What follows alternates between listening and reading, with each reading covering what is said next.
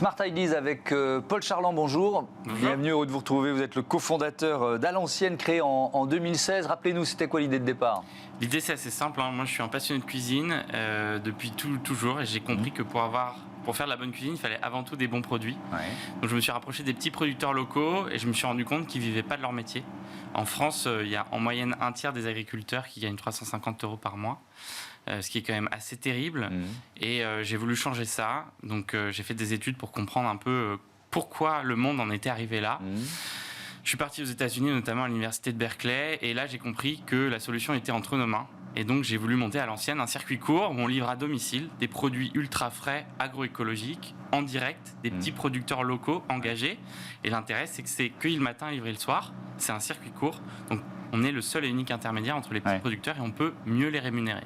Alors on va y revenir à la rémunération, mais pour développer une entreprise comme la vôtre, ça suppose à chaque fois, puisqu'on est dans une logique de circuit court, donc de trouver des partenaires. Donc votre développement, il dépend de votre capacité à fédérer des exploitants région par région, c'est ça? Des petits producteurs, effectivement, on va les sélectionner. Donc on part avec notre bâton de pèlerin dans la campagne, on les dégote.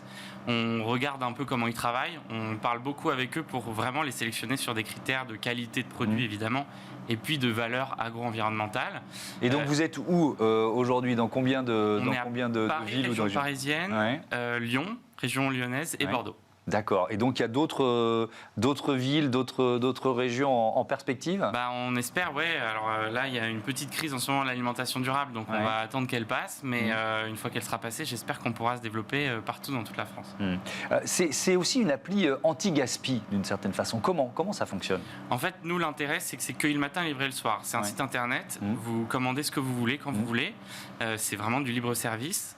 On récupère, on envoie la commande au producteur la veille de la livraison. Le lendemain matin, les producteurs cueillent les produits, on les empaquete et on les livre à domicile le soir même. Donc en fait, tout se fait dans la journée.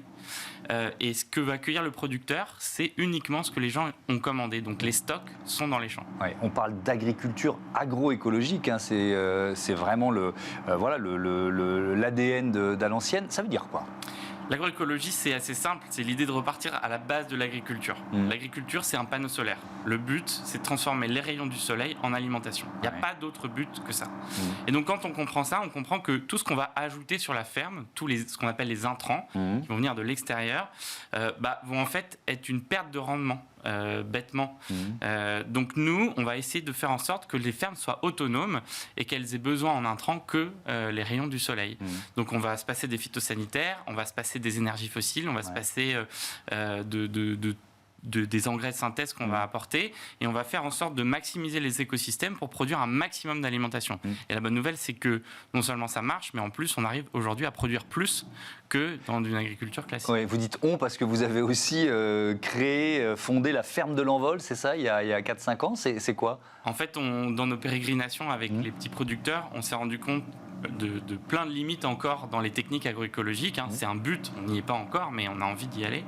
Et donc on a voulu essayer de percer ce but, redéfinir aussi la position de l'agriculteur, et on s'est dit quoi de mieux que de monter notre propre ferme pour en faire un laboratoire d'idées où on est en coopérative avec les producteurs qui sont en même temps entrepreneurs, en même temps salariés, donc ils ont vraiment cette double sécurité et cette indépendance, où on essaye de mettre en place les techniques agroécologiques les plus pointues en polyculture élevage, on plante des arbres, on fait des associations pour les partager ensuite, pour essayer de les essaimer et de les partager. La rémunération, on va terminer là-dessus. Dans l'agriculture agroécologique, il y a aussi une rémunération plus juste? En fait, quand on réfléchit à ce que c'est un circuit court, qu'est-ce que c'est? L'idée, c'est de couper les intermédiaires et d'avoir un seul et unique intermédiaire maximum entre le producteur et le consommateur. Mais à quoi ça sert? Franchement, ça ne sert pas à virer des intermédiaires juste pour le plaisir. Le but, c'est de redistribuer la valeur et de faire en sorte que l'agriculteur gagne mieux sa vie. Et pourquoi il faut qu'il gagne mieux sa vie? Pour déjà gagner sa vie, puisque comme je disais, un tiers en France gagne en moyenne 350 € par mois. Mais en plus, il peut mettre en place des innovations. tester des choses. Parce qu'un agriculteur qui gagne 350 € par mois, vous lui dites de faire une petite association de culture, un test agronomique sur 10% de sa surface, il va dire mon coco, c'est un peu compliqué, et là mon salaire il va y passer. Là l'intérêt c'est qu'il est beaucoup plus à l'aise pour mettre en place ces techniques-là, tester des choses et innover, avancer. Merci beaucoup Paul Charland, à bientôt sur Bismart. Voilà, fin de cette émission. Je voudrais citer rapidement Louise Perrin à la production, programmation, Marie Billat à ses côtés, Louise Merlin au son et Manu Pezetch à la réalisation. Salut.